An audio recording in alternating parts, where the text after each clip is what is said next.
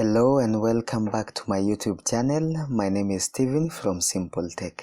So in today's video, I'm going to show you on how you can stop or kill an unresponsive program on your Windows machine. So to get started, go to your taskbar, right click anywhere on your taskbar, then click on Task Manager. Then depending on what you have, you may have your taskbar as shown. So if you don't have all the programs running, just click on more details. This one will open more details about the applications that you are running.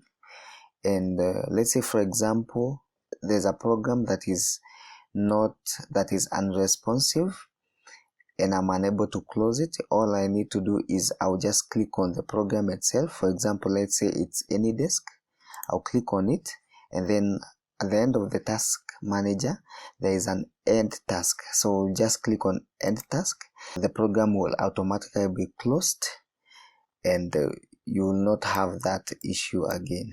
So thank you so much for watching this video till the end. Like and subscribe to my YouTube channel, and until next time, goodbye.